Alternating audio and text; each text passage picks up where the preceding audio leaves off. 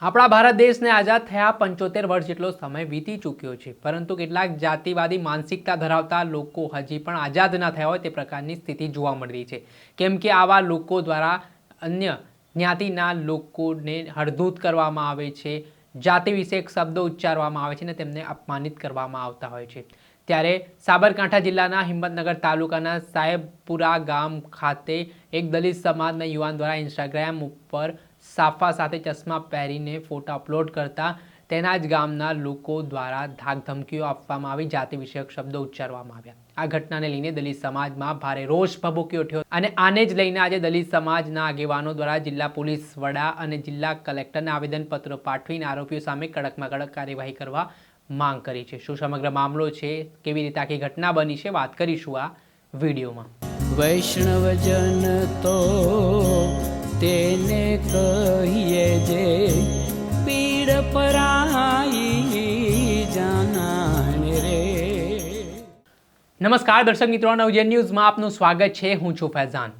સાબરકાંઠા જિલ્લાના હિંમતનગર તાલુકાના સાહેબપુરા ગામ ખાતેથી આઝાદીના 75 વર્ષની જ્યારે આપણે ઉજવણી કરી રહ્યા છીએ, પરંતુ આ ગામમાંથી એ પ્રકારની ઘટના સામે આવી છે કે જાતિવાદી માનસિકતા ધરાવતા લોકો દ્વારા દલિત સમાજના યુવાનને જાતિ વિષયક શબ્દો ઉચ્ચારીને જે હળધૂત કર્યા છે તેના પડઘા સમગ્ર ગુજરાતભરમાં પડ્યા છે અને આને લઈને દલિત સમાજમાં ભારે રોષ ભભૂકી ઉઠ્યો છે।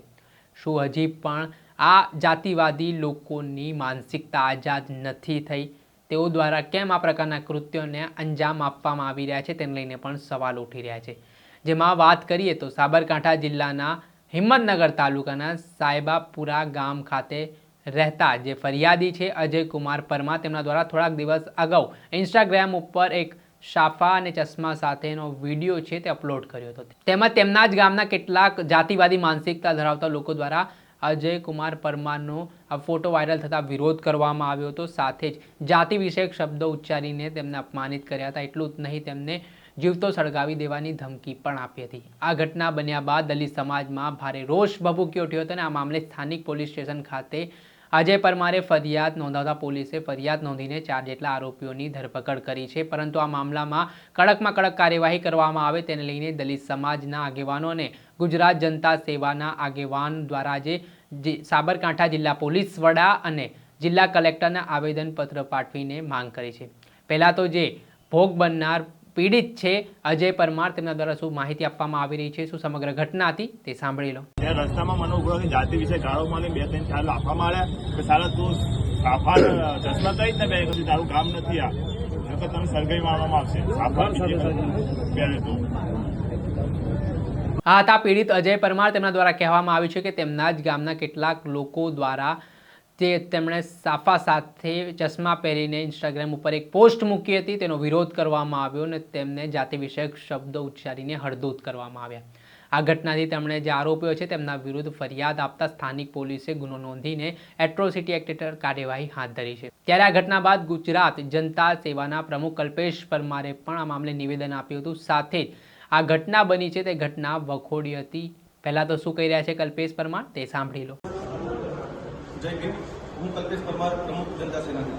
આપ સૌને ખ્યાલ છે કે સાબરકાંઠા જિલ્લાના સાહેબાપુર ગામમાં અજય પરમારે સોશિયલ મીડિયા પર સાફો અને ચશ્મા સાથે પોસ્ટ કરી હતી, પરંતુ કેટલાક મનુવાદી માનસિકતા ધરાવતા લોકોએ તેને મારવામાં આવ્યો, જાતિસૂચક શબ્દો બોલ્યા અને તારા ગામમાંથી તેને કાઢી મૂકીશું, સળગાવી દેવાની ધમકી આપી। આ પ્રકારનું પ્રકરણ બન્યા બાદ દલિત સમાજ રોષે ભરાયો છે અને આ બાબતે જનતા સેના ગુજરાત દ્વારા કલેક્ટર શ્રી સાબરકાંઠાને આવેદનપત્ર આપવામાં આવે છે અને અહીંયા એવી માંગણી કરવામાં આવી છે કે પીડિત પરિવાર જે છે તે ગામમાં વસતી દલિત સમાજની વસ્તીને સાફો અને ચશ્મા સાથે પદયાત્રા કાઢવામાં આવે, એમાં કલેક્ટર શ્રી પોતે હાજર રહે એવી અમારી રજૂઆત છે, જેથી કરીને જે પણ આરોપી છે સામાજિક તત્વો છે તેની માનસિકતા તૂટે અને આ પ્રકારની ઘટનામાં અંકુશ આવે। જય ભીમ। આ હતા ગુજરાત જનતા સેવા દલિત સમાજના આગેવાન કલ્પેશ પરમાર, તેમના દ્વારા આ મામલે જિલ્લા કલેક્ટર અને જિલ્લા પોલીસ વડાને આવેદનપત્ર પાઠવીને કડકમાં કડક કાર્યવાહી કરવામાં આવે ને તેમજ આ જે દલિત સમાજના લોકો પર અત્યાચારની ઘટના બની રહી છે તે દૂર કરવામાં આવે અને આવી જ રીતે જે ગામમાં વિરોધ થયો છે તે ગામમાંથી દલિત સમાજના લોકોને ચશ્માને સાફા સાથે પહેરાવીને સાથે કલેક્ટર હાજર રહીને જે જાતિવાદી માનસિકતા ધરાવતા લોકો છે તેમની માનસિકતા દૂર કરવામાં આવે તે પ્રકારની માંગ કરવામાં આવી છે। હવે જોવાનું રહ્યું કે આગામી સમયમાં પોલીસ દ્વારા આ આરોપીઓ સામે કયા પ્રકારની કાર્યવાહી કરવામાં આવે છે, પરંતુ ગુજરાતના જુદા જુદા જિલ્લાઓમાંથી અવારનવાર આ પ્રકારની ઘટના સામે આવતી હોય છે.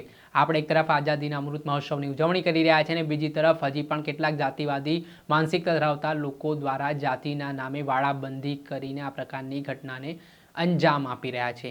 દર્શક મિત્રો, અત્યાર સુધીમાં બસ આટલું. આવા નવા વિડીયો સાથે આપણે માહિતગાર કરતા રહીશું. એટલે નવજીવન ન્યૂઝની ચેનલને આપ લાઇક કરી લો, સબસ્ક્રાઇબ કરી લો અને વધુમાં વધુ શેર કરી તમે નવજીવન ન્યૂઝના પરિવારના હિસ્સા બનો. વૈષ્ણવજન તો તેને કહીએ જે પીડ પરા